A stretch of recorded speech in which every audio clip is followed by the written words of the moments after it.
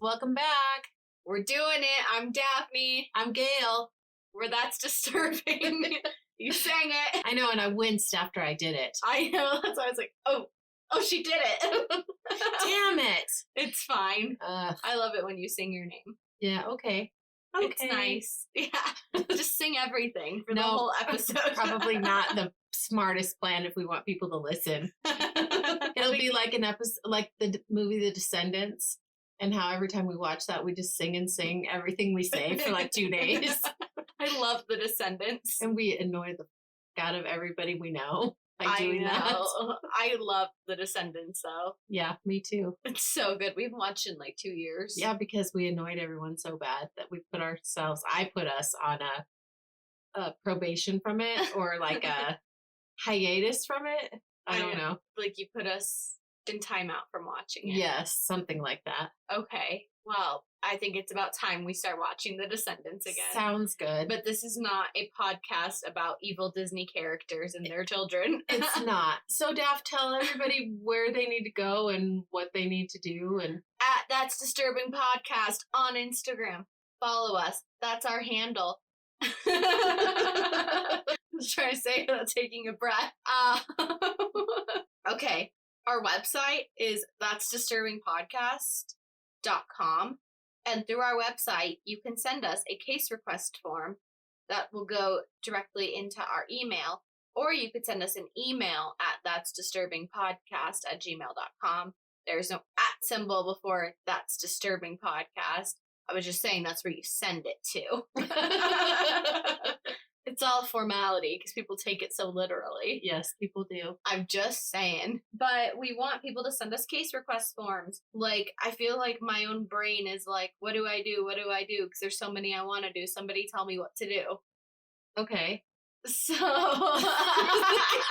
a lot fucking happening in there tonight. And I'm bummed that nobody's asked for stickers. Yeah. Right? Because we did that a couple Shout episodes out, ago. though, to our dentist office and everybody in there that's listening. They want stickers. Right? So when I see them next week again, I'll be bringing them stickers. Yay. Yes, sticker for everyone. Nice. Yes, so reach out for a sticker. Yeah, do it. Please. Yes. And maybe, I don't know, listen.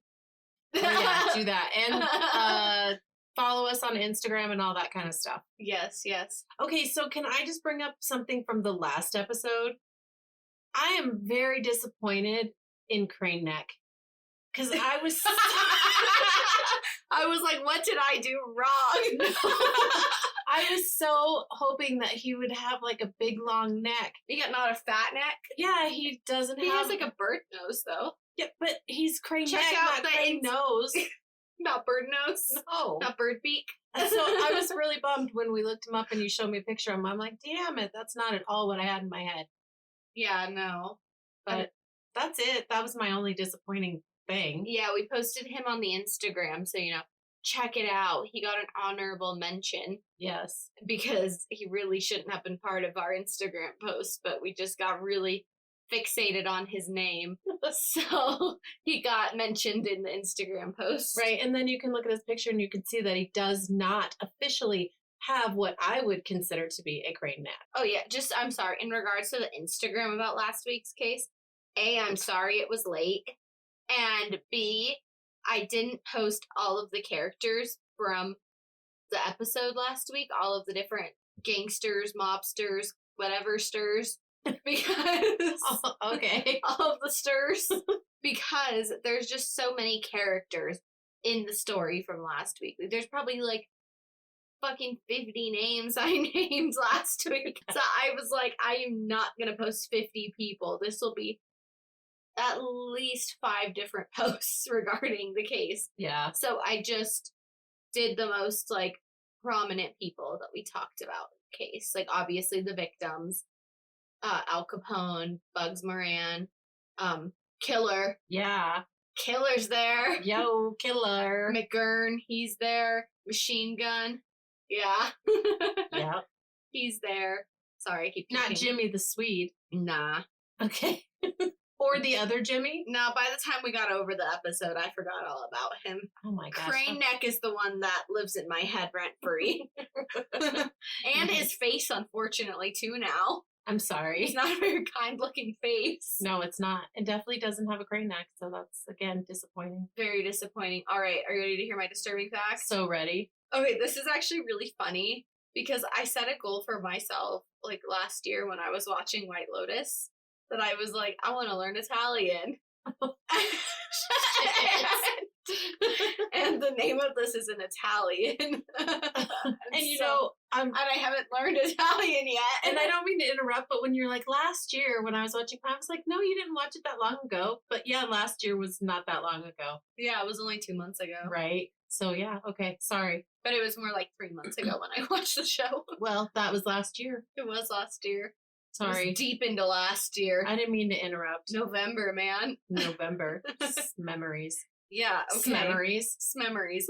But to my point, I still have not learned Italian. So if I butcher this, apologies. Nice. That was just the whole point I was trying to make here. And no, nothing about the White Lotus except for the whole fact the White Lotus is all kind of a little bit disturbing in its own way. My disturbing fact has nothing to do with the White Lotus. 10 out of 10 recommend. Okay, disturbing fact. All right. Okay.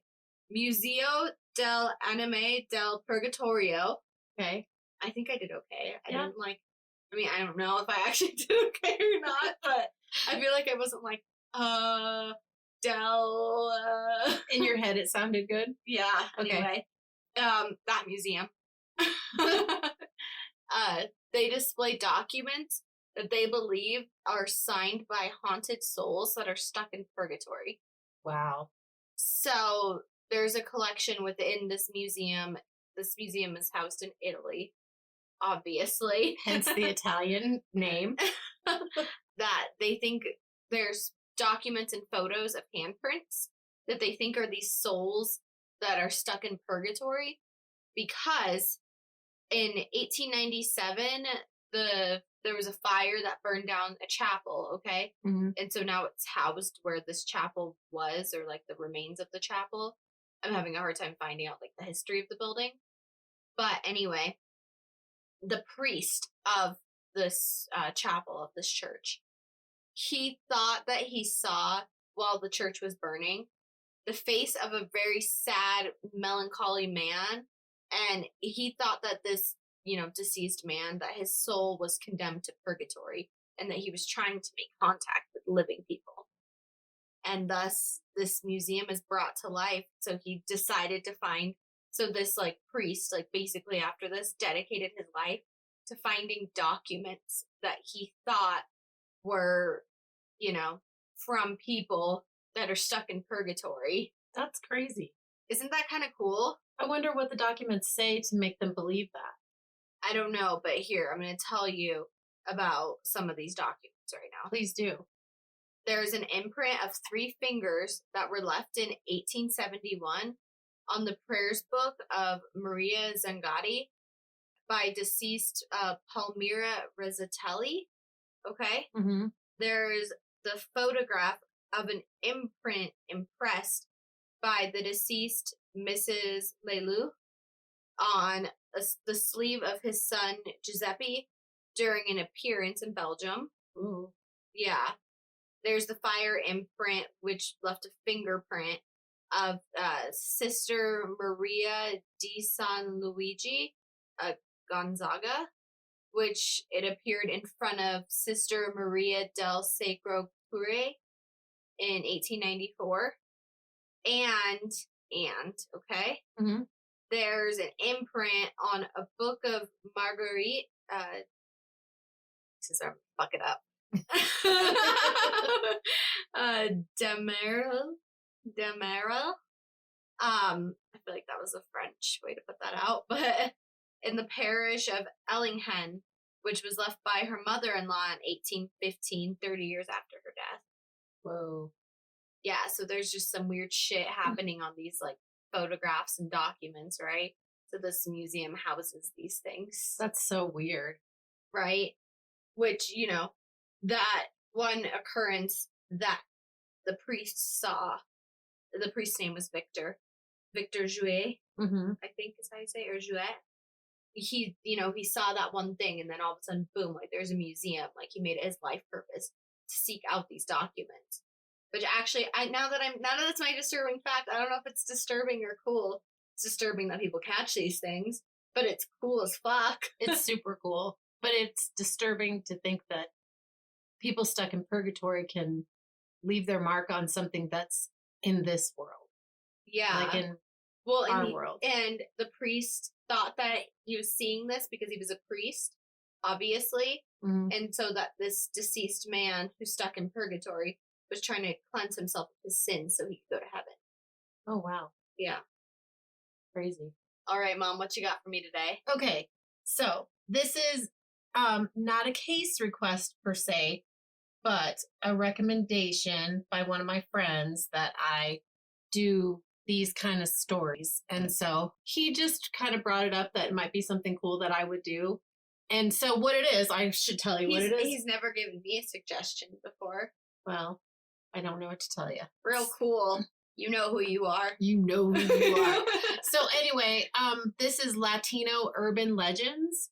And I am going to do my very best to not butcher the names.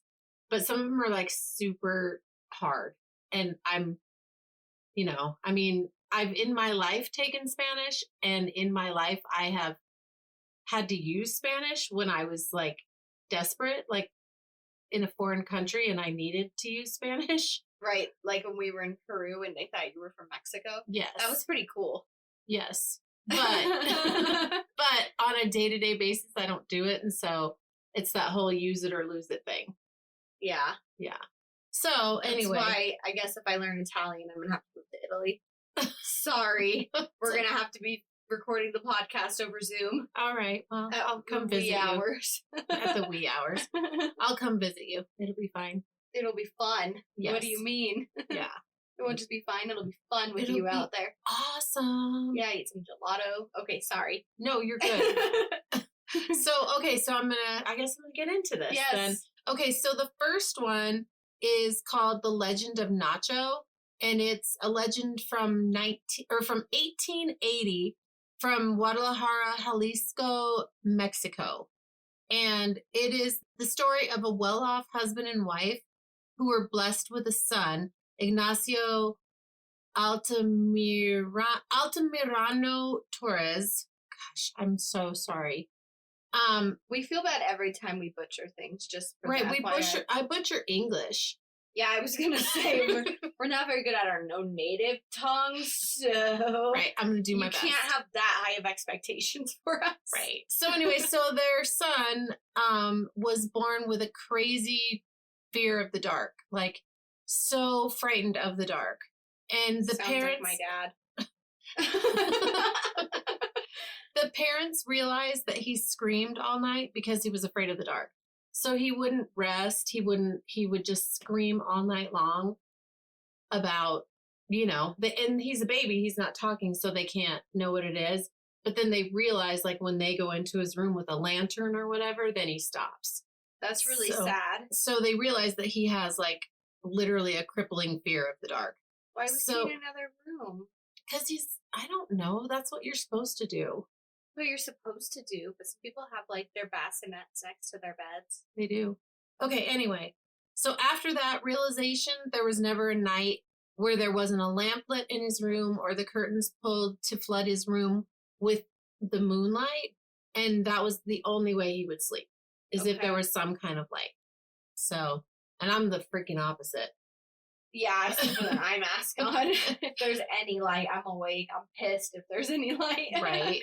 I'm like, you're disturbing my sleep, you stupid light bulb. Stupid light. So when Ignacio was 2 years old, his parents had to go out in the middle of the night. And I'm not sure why they had to go out in the middle of the night, but they did. And this was a windy night, and the lamp went out in his room. And the housekeeper wasn't informed to keep it lit, or wasn't like told by the parents to make sure that it was lit or whatever. And so he woke up and it was total darkness, and the fear that had been squashed was very real again because it's dark, right? And so the boy suffered a heart attack and he died. Oh, fuck. Mm-hmm. That's really sad. It's really sad. So he's 2 years old, right? Yeah. His parents found him, and of course they were grief-stricken, and they laid their son to rest with a grand funeral. After the funeral, the caretaker buried the coffin and encased Ignacio's casket coffin into a tomb. And the next morning, on a routine patrol of the cemetery, the coffin of little Ignacio was outside of the tomb and open. Oh. And he so wants to be in the light. Mm-hmm. Why would his parents even freaking put him in a tomb? Well, probably because they didn't realize that after he was dead, that it would still be a thing. Well, this is in Mexico. Mexico, they're very spiritual. Right. I can't tell you, but apparently they just didn't think it would be a thing.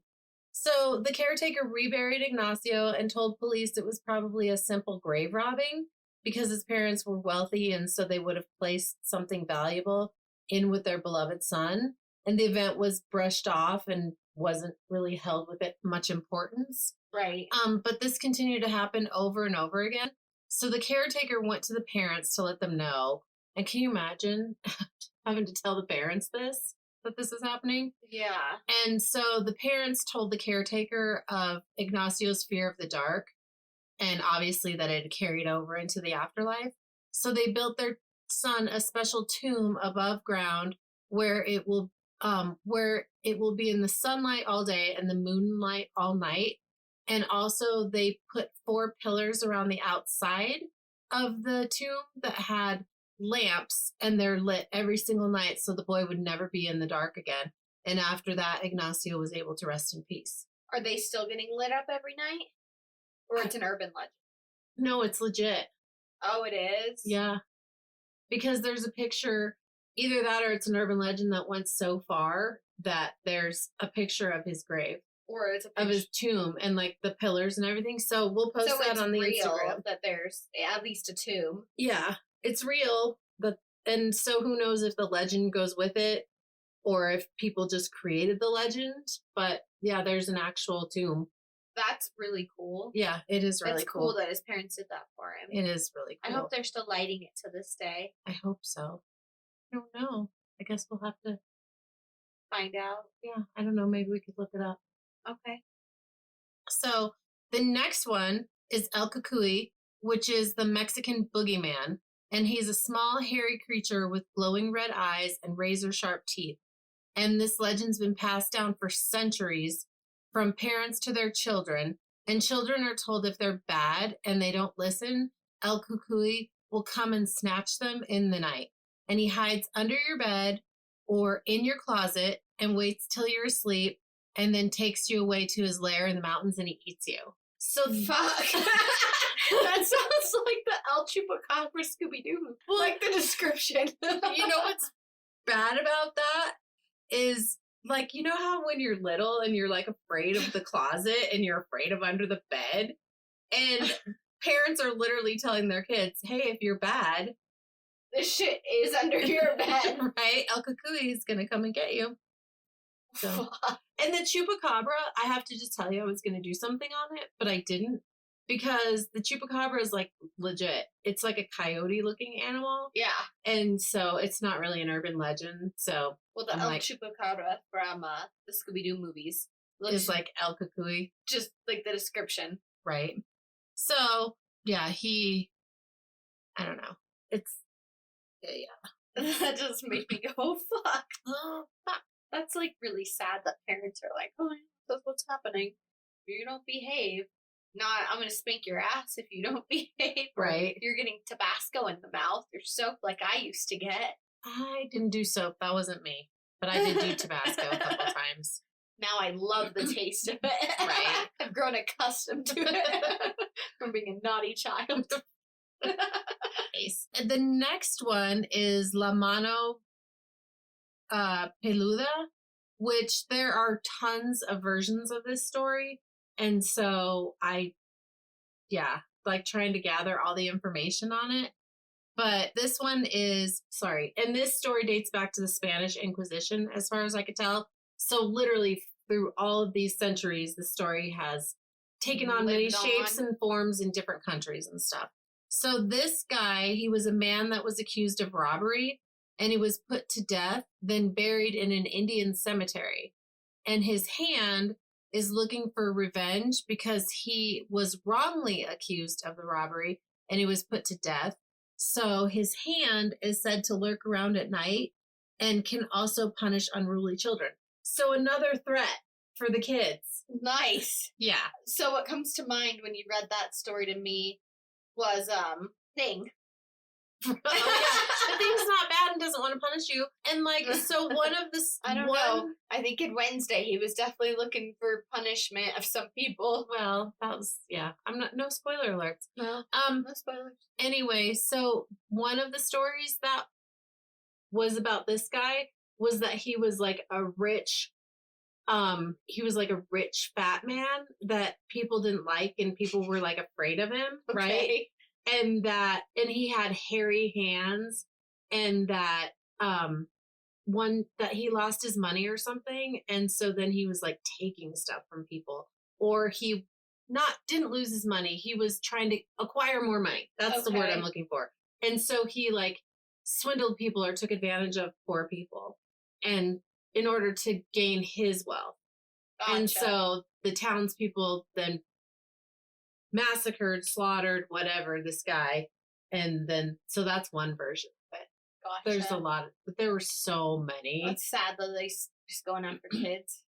But did kids have anything to do? Right. Well, I guess kids, they could fit under one hand, would go by and, call him like the fat man and the hairy man and stuff like that. Kids were brutal. Kids are brutal, right?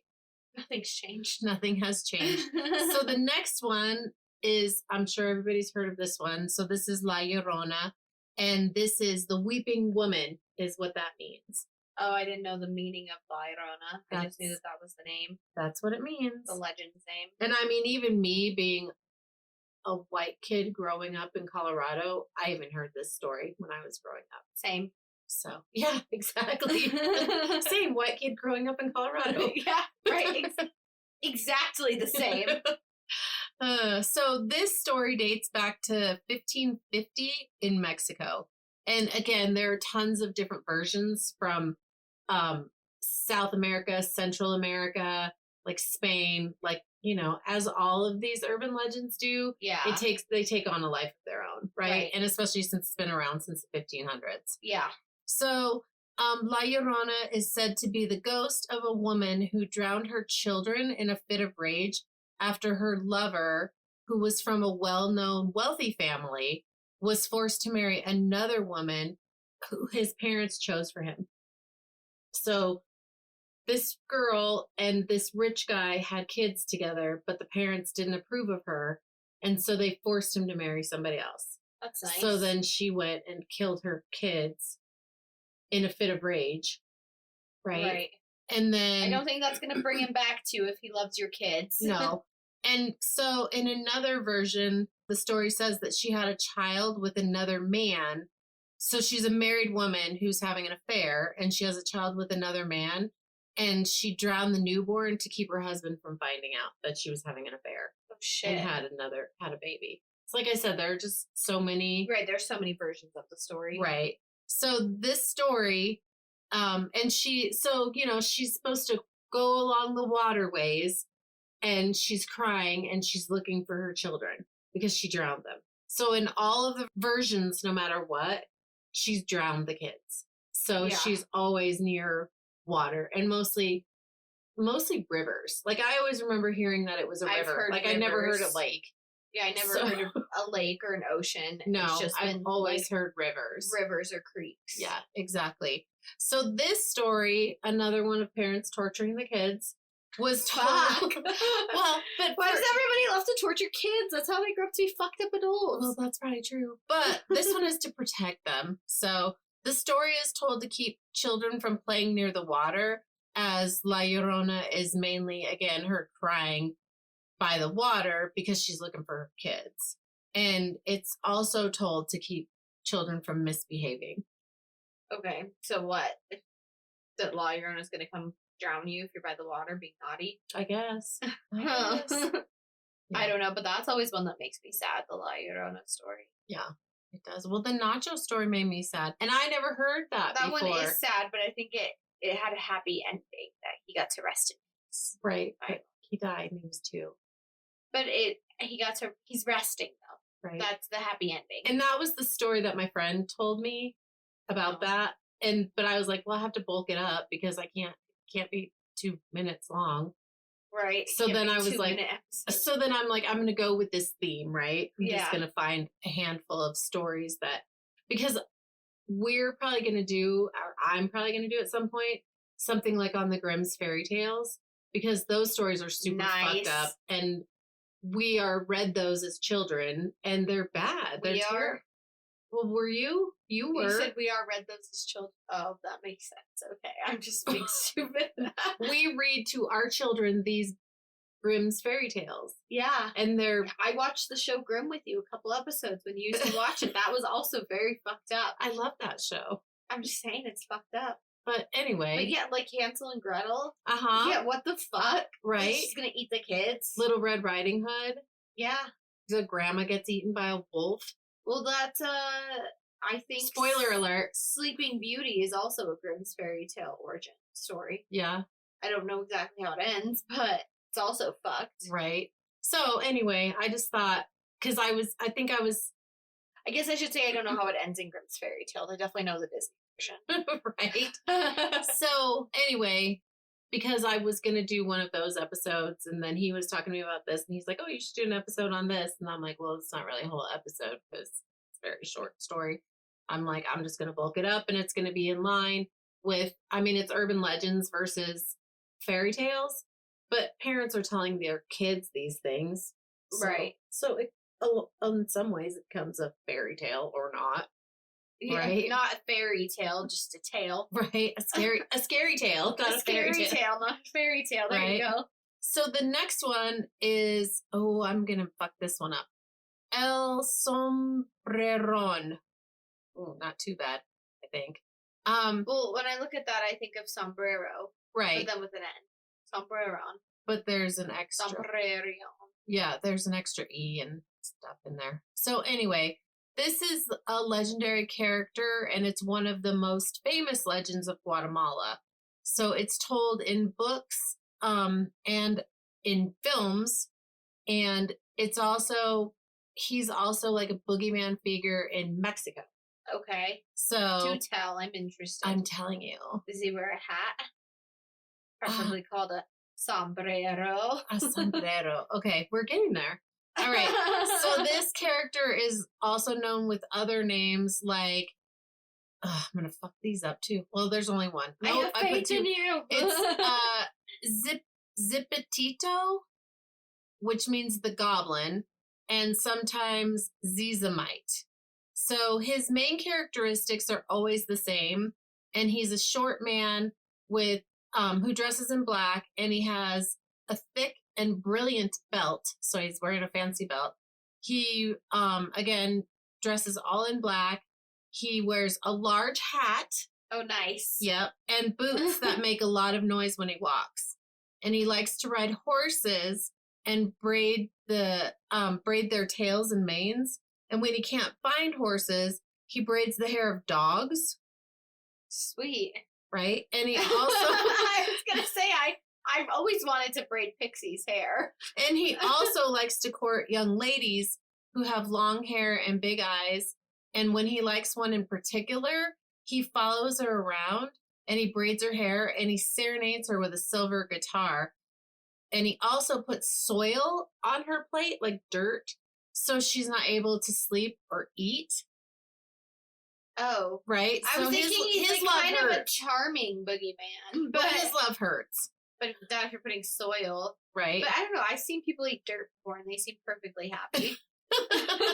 So, El Sombreron appears at dusk, and he's dragging along with him a group of mules that are carrying coal, with whom he travels the city and its neighborhoods.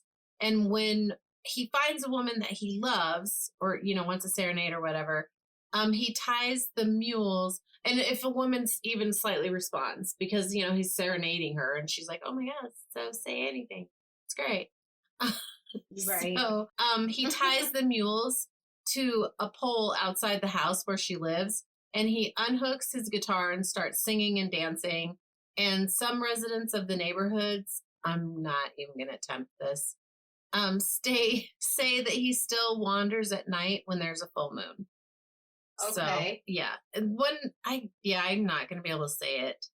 So, one is Paraquia Vieja, and the other one is La Nope, I'm not going to do it because I'm just not going to be able to do it. But anyway, so they're in Guatemala. And the legend is told in Guatemala. Oh, I have to say it because now it's that neighborhood. La Recolquioin? Okay, the legend is told in Guatemala in the neighborhood of La Recolicion, that there lived a woman named Susanna, who was a young lady and the daughter of a woman who owned a store. She was a pretty girl with long hair and big hazelnut eyes. I like how they say type. I like how they say hazelnut eyes. It's his type. And one night when there was a full moon, she was on the balcony admiring the sky, and suddenly a short character with a big hat and a guitar approached her because her beauty just amazed him, right?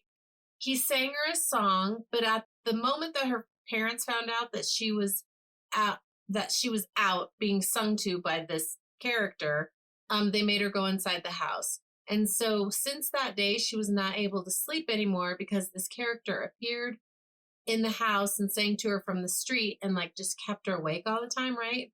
And she wasn't able to eat because every time they served her food, it was contaminated with soil. Oh, so that's why they can't sleep, is because he's constantly singing. Mm-hmm. He's constantly serenading them. Okay. So worried about her parents cut her hair and took her to church so that a priest would put holy water on her hair that they cut off and that he would pray for her.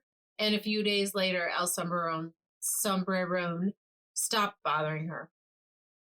Okay. Right?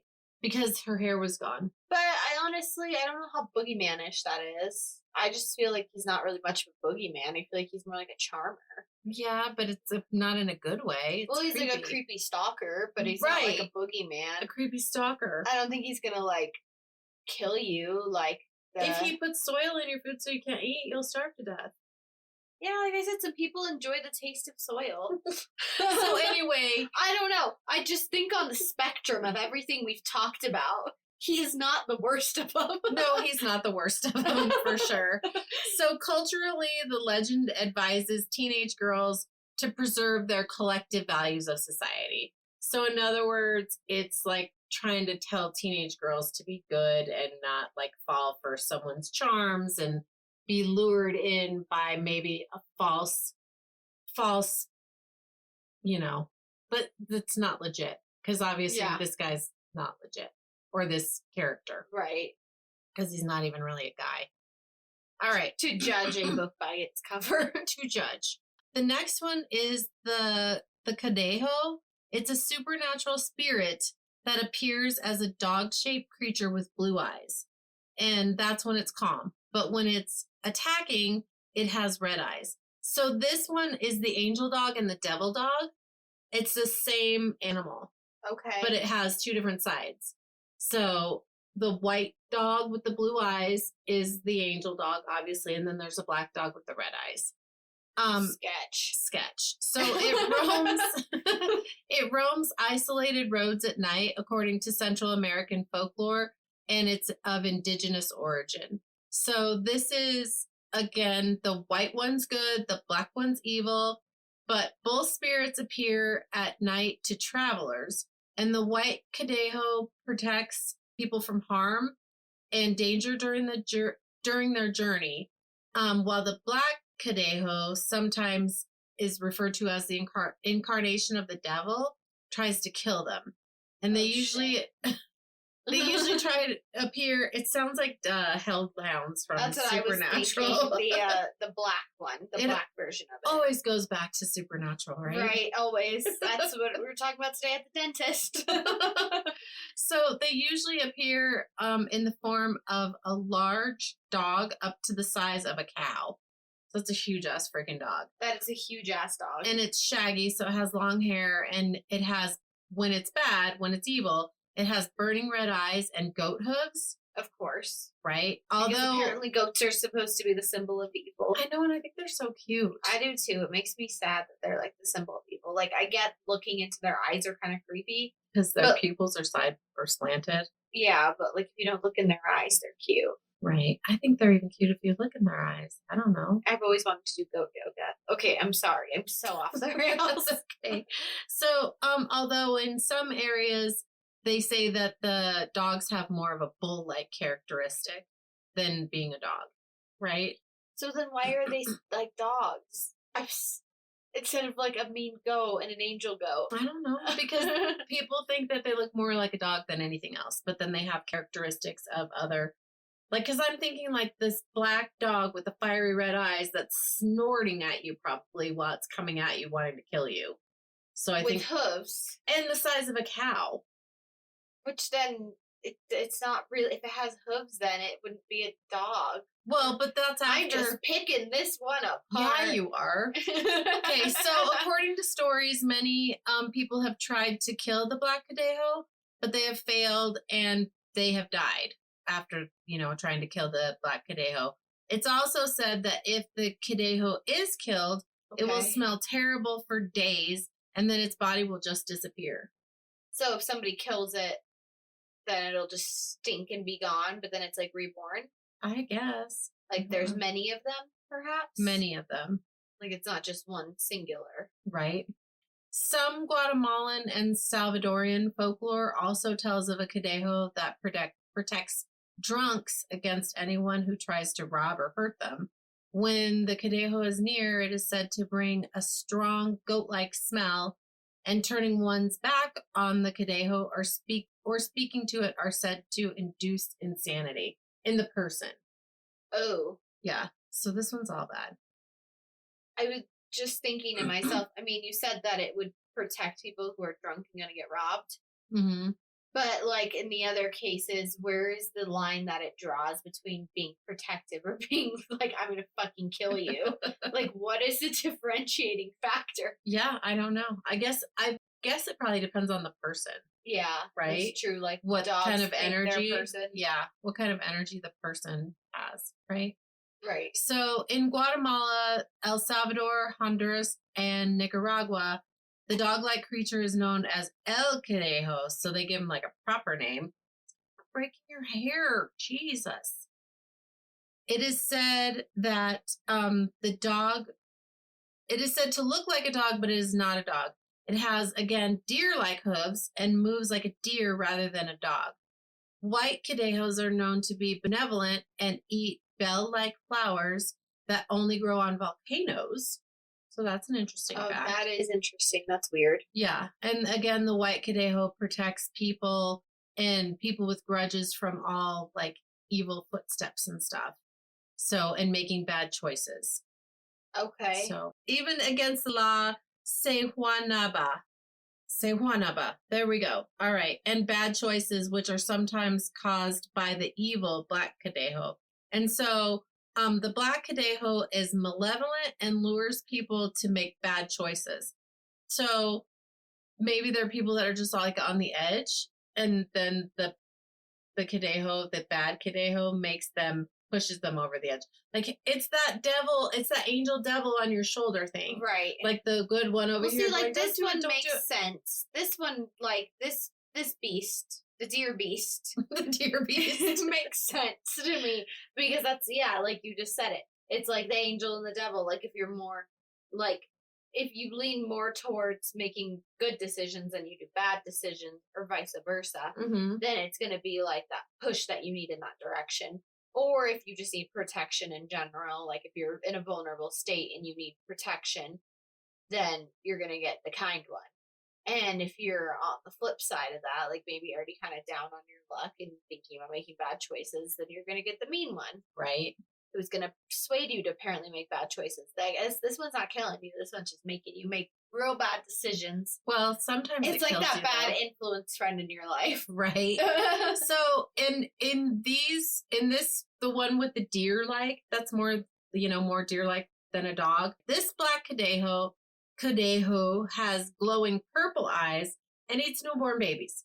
And I was trying to find out why he eats newborn babies. I couldn't find anything. It just said it. So I'm it's like, just what he likes. Right. I guess they're tasty. His palate is just calls for newborn babies. Newborn babies. And sometimes the black Cadejo is said to be the devil himself. Like I said, the devil incarnate earlier. And the black Cadejo is said to be able to stand on 2 feet like a man and swiftly throw punches at its victim also. Okay. So, and right? Yeah, this one's kind of crazy. This one's all over the place. Well, it's because it's different. Like I said, it's like this culture says this culture says that. Yeah. Wow, so, we're so in sync. This Cadejo is huge in El Salvador. Like they really use it to, I guess get people to be good. Okay. So, and I guess that's good. Yeah, and I mean, those areas have volcanoes and stuff too. So, the white ones eating the bellflowers and yada yada blah blah blah. Wait, okay. So now I guess I'm confused because I thought it was just like one Cadejo. No, there's white ones and there's black ones. I thought it was just like one who had like a personality switch. I think. Well, I can't tell because I think it could be a personality switch or there could be bad ones and good ones. Because if you think about the angel and the devil on your shoulder, it's one. Like you're one person with those 2 characteristics. Right, exactly. So, one story from the legend, and this is a good one, is in the early 1900s, Juan Carlos was a guardian who lived in a thatched house near Los Arcos in the country fields near La Aurora, Guatemala, and he worked near Paraquia Vieja and arrived at so he worked near there, and he's also, that's one of the places where they say that Cadejo is most prevalent, that right? name. Okay, so he gets home late one night. He gets to his house almost at midnight, and his wife and his small children have spent almost the whole day alone because he's been in the middle of the fields. And Juan found a white dog when he arrived at his house one day. When the dog saw him coming, it would shake and turn around and disappear. Juan always tried to follow the dog, but could never reach him. One day when he arrived, the white dog did not move, and when he approached the white dog, it did not make a single sound. But then Juan touched his paw, and all of a sudden it opened his eyes. Juan was scared, and the dog said, talking dog here, wow, right? You do not need my help anymore. And frightened, Juan exclaimed, what help? And the dog said in pain, I am a dog sent from above. My mission was to protect you from any danger. And you had showed me that you do not need my help anymore. And right after that, the white dog closed his eyes and passed to the other side. And then Juan buried him. And every time he came home, he remembered the white dog. So the white dog was protecting his family too, because the wife and kids were home alone. I love that. That's a sweet story. Mm-hmm. That one's nice. I like that one. Right. That one is. That real life. Okay, so what were you going to say? You were going to ask me something. I was going to say, if he's a Disney dog, wow. If he's a talking dog, it's like very Disney. Right.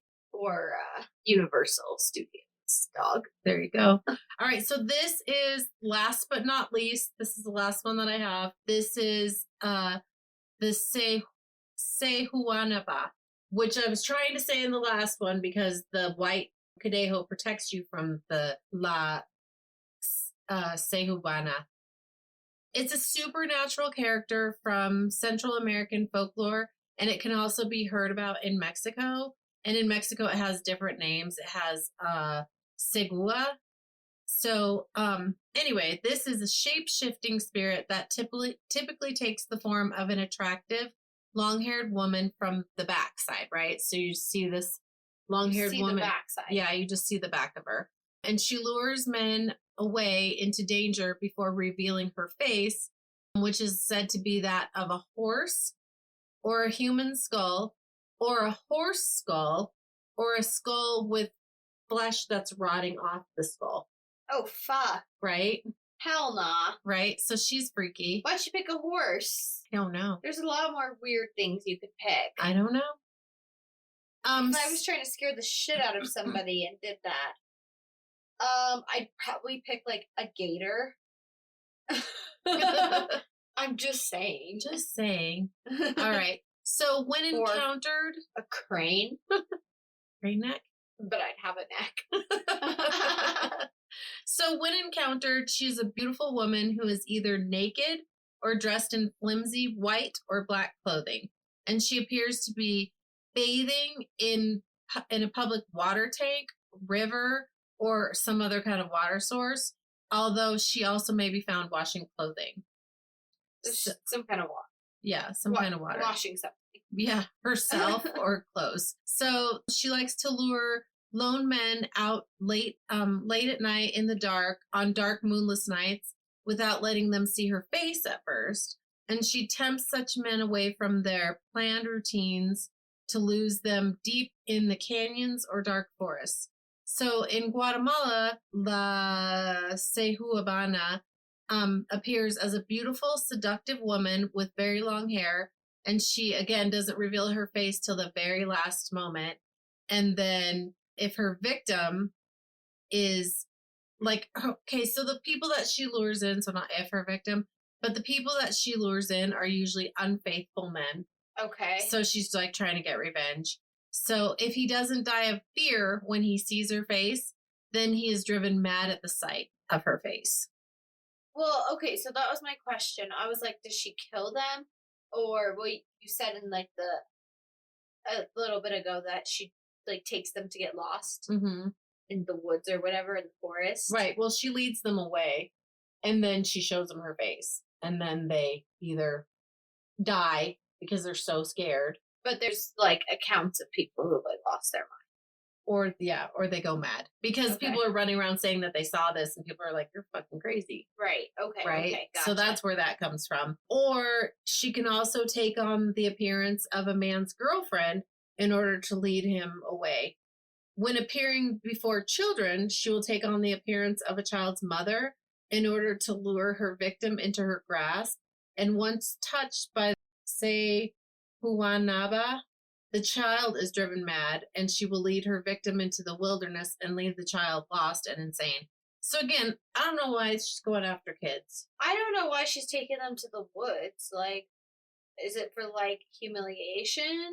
I don't know. But then it's like, if it's for humiliation, wouldn't she just like let them do it? Like, make them be crazy at home and be like, wow, this guy's a freaking nut job. Right. Like, why is she taking them away? But on the upside, you can get rid of this chick really quickly. Okay. Because if you see her and you catch her before she makes you mad or dead, then you do the sign of the cross upon her, or you can bite your machete.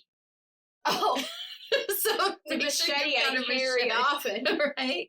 So I mean, I guess I'm not an unfaithful man. So I probably don't have to worry about her, but I guess I'll start carrying my machete. Nonetheless. Convinced now. Yeah. I totally would. Totally would. So anyway, this story, she's kind of like La Llorona-esque, that she like lures people, you know, but except for not completely because, you know, I don't know. She's okay. That's what I was thinking, that she like sounded like La Llorona because she's luring people away. Yeah, a little bit. So there's tons of stories that vary from country to country. So this one is a Salvadorian legend of the woman, and it says that she had a different name, Sehuhuet, which means beautiful woman, and she was a peasant girl that ascended to being a queen by using her charm and a witch's brew to lure into marriage Talok's son, Yasin, who was a prince. And after their marriage, he went off to war and she had affairs with other men. And Cipitito was a child of one of her affairs. And she was a really bad mother. She neglected her son and she left him alone all the time to go meet her various and assorted lovers. Right. And so, in order to inherit the throne, because she wants more power, right? She concocted a plot to use a magic potion to poison Yasin during a festival. And so she could claim the throne for herself and one of her lovers. I guess one of the ones that she decided that he was the one of the week. He was the one, right? He was the flavor of the week. Right. But the plan worked too well, and Yasin was transformed into a savage giant monster with 2 heads who ravaged the palace feast. The attendants, a guard strangled and defeated the creature, ending Yasin's life. When Taluk found out about this, he sought the help of an almighty god, Teotl, who condemned and cursed Sehuhuet to, and they would call her the Sehuanaba. Oh my God, it's really hard. Oh my God, yeah, I can get that. Okay, which means the hideous woman. And she would be beautiful at first sight, but then she would turn into a horrible abomination, and she would lure her victims into isolated gorges. And she herself was forced to wander the countryside. And what she does is appear to men who travel alone at night. And she's supposed to be seen by, and this is in this version of the story. Okay. To be seen at night in the rivers of El Salvador washing clothes and always looking for her son, Cipitio, who was also cursed by Talo to remain a boy for eternity. So a little La Llorona-esque again, because she's by water. She's looking for her son. Okay. Yeah. So.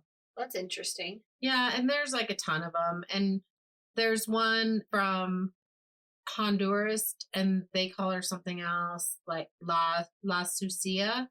That was the easiest one to say. I was just about to say, you were like looking at it like fearful, and you didn't butcher it at all. You just did it. La Sucia. So this is a popular story of a young woman denied marriage at the altar because she was unbaptized. Aww. And she then wandered, and out of her mind, she went crazy, and she never removed her increasingly filthy wedding dress because she's just wandering around until she died of heartbreak after her suitor married another woman. Asshole. Right?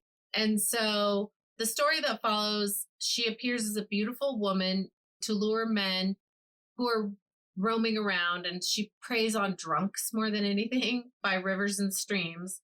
And they're so enraptured by her beauty that they follow her until she changes into the filthy horror that drives men crazy. And this one is Panama, Costa Rica, and Nicaragua. She's said to mainly focus on punishing drunks, womanizing men, and she lures them into giving her a ride.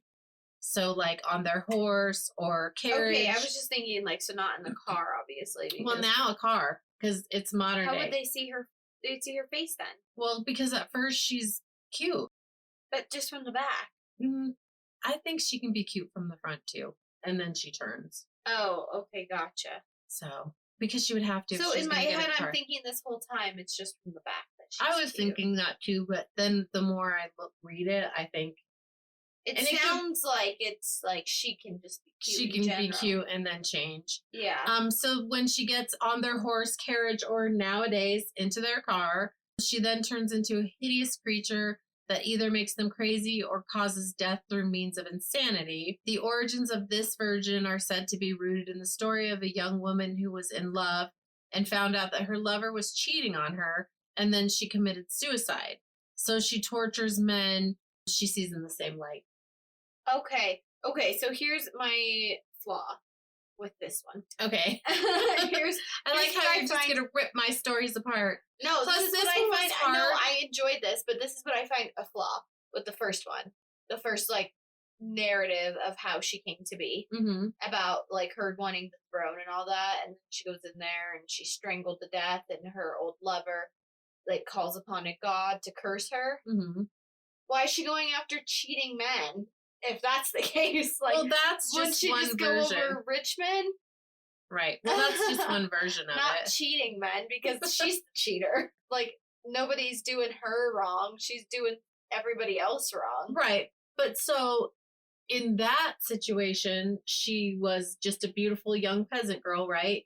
Who transformed herself into something that she wasn't, and then just was greedy and got what she wanted, and then cheated on her husband. So then her husband's dad, after all that, and she had, she turned him into the beast and he was killed. Then her husband's dad is the one that had the god put the curse on her. So she's like, fuck you, all men. Okay. That's I what see I that think. one more. Okay. I see that one making more sense. No, I'm not ripping your stories apart. I like them. It was hard because not only are they, like, it's translation. Yeah, so a lot gets lost. A lot gets lost in translation. Yeah. So I did the best I could, and I hope that my friend will think that I did the story justice. He's going to be so irritated, though, when he listens, and I'm all butchering shit to death. He's gonna be like, oh my God, I should not have told her to do that. Oh my God, this is my fault. If you're listening, it is. It is all your fault. No, I thoroughly enjoyed it. Good. Well, when I do the Grimm's fairy tales, rest assured, I will butcher equally as many fucking names. I was thinking that to myself, okay? When after I said that we don't do it just, like, don't expect us to do it, like, justice, like, don't have high expectations out of us when it comes to, but I feel like I made it, like, a general, like, blanket statement. No, just when we're pronouncing things, just when, like, we're actually speaking words, like, that's when you should, like, maybe drop any and all expectation, like, don't even lower, let us set the bar for ourselves. Well, that's sad because this whole thing is words and speaking. Because, like, our research is so on point. Right. Like the bar is high there. There's lots of expectations there. So what you're saying is we should just post a blog and people shouldn't actually fucking listen to us? Who said that our writing was good? It is good, except for it's all bullet points and just freaking notes. We would have to actually write story.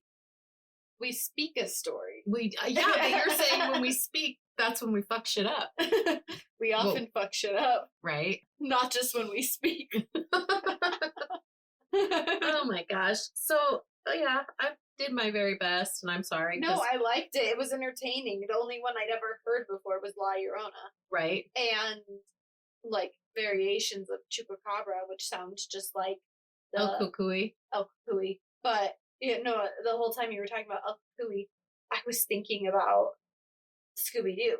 The El Chupacabra. El Chupacabra. Except for that he didn't abduct kids. He abducted adults. And I remember there was, like, a Chihuahua, too. He also stole the Chihuahua. Oh, man. Yeah, it looked like our little Diego. We had our Chihuahua Diego. That's sad. Well, Lego Mayego. Well, that's just one of those stories, though, that parents use to make their kids be good. Yeah, also stop fucking doing that. Right? Why are you doing this to your children? Well, why are you mentally fucking up the future? Well, and when you were little, like, I don't think I specifically told you anything to scare you, but, like, you were always afraid of stuff. And so I made up, like, in a sprayer, like a lawn sprayer, like what you used to spray weeds, like a pump-up bottle. Monster spray. I made monster spray. And so it was just, like, lavender oil and water. And I would spray it under your bed and in your closet, all around your windows and doors. So you're not before afraid you of went El to bed. Cucuy being under there? Before you went to bed at night. Well, El Cucuy apparently doesn't like lavender. That's so, good. Yeah. I know, I remember you used to make it for my cousins, too. Mm-hmm. Yeah. Monster spray. Monster spray. Yeah. And then Mackenzie had to decorate her own bottle. Yep. Exactly. No. Stop fucking up the future, parents. There are hope. Or not. If you fucking it's a lifelong tradition or a centuries-old tradition. More than a century. I said centuries. Oh, I Plural, was centuries old. century. No, I was centuries like, no, it's old. definitely longer than that people have been fucking around with their children and fucking them up in the head. Right. Exactly. It's definitely longer than that parents have just been like, it's like you and dad. Why have kids if you can't fuck with them, right? Exactly. You turned out all right. I did. I'm not afraid of the El Cucuy now. I'm just going to put some monster spray under my bed. But currently I just have room spray with eucalyptus, so that's just going to have to work. Right. Nice. All right. Well, thank you guys for listening. I again apologize for butchering the names and I did my very best. And yeah. If it's any consolation, I had no idea how to say any of those things. Everything you said sounded great to me. Oh, good. Thanks. I appreciate that. All right. Good night. Have a good night. Bye-bye.